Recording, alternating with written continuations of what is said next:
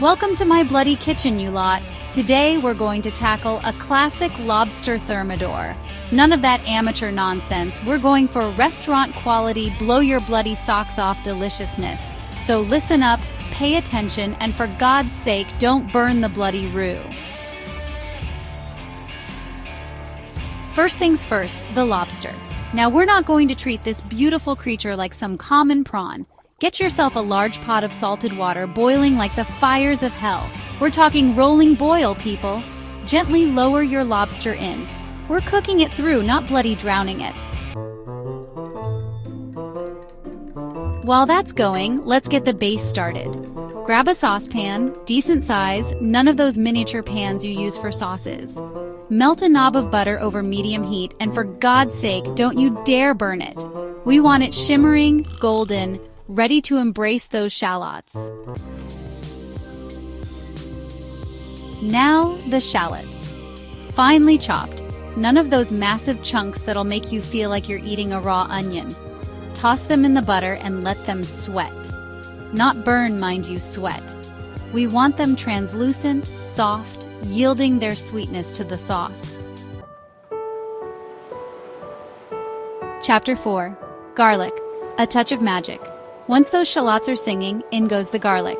Remember, a touch of magic, not the entire bloody bulb. Mince it finely, add it to the pan, and let it cook for a minute, just enough to release its aroma, its essence, its bloody soul. Chapter 5. Deglaze with wine, like a civilized person. Now deglazing. This is where you show you've got some class. Pour in a good glug of white wine, none of that cooking wine rubbish. Let it bubble and reduce, lifting all those lovely caramelized bits from the bottom of the pan. Chapter 6. Mustard, the kick in the arse. Time for the Dijon. Gives it that little kick in the arse, you know? Don't be shy, a good dollop will do. Stir it in, let it meld with the wine, create a symphony of flavors. This is cooking, not baking. Use your senses.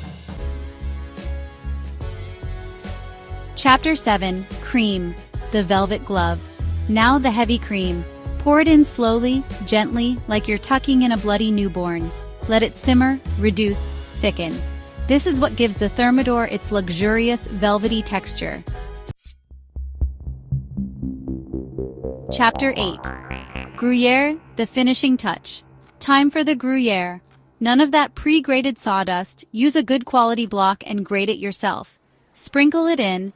Let it melt into that creamy sauce, creating a molten, cheesy dream.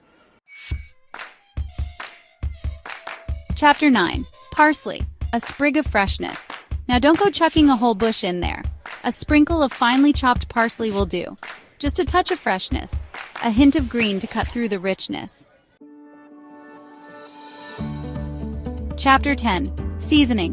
Don't be a donkey. Taste it. For God's sake, taste it before you serve it. Salt and pepper, adjust to your liking. Remember, seasoning is key. Don't be a donkey, use your palate.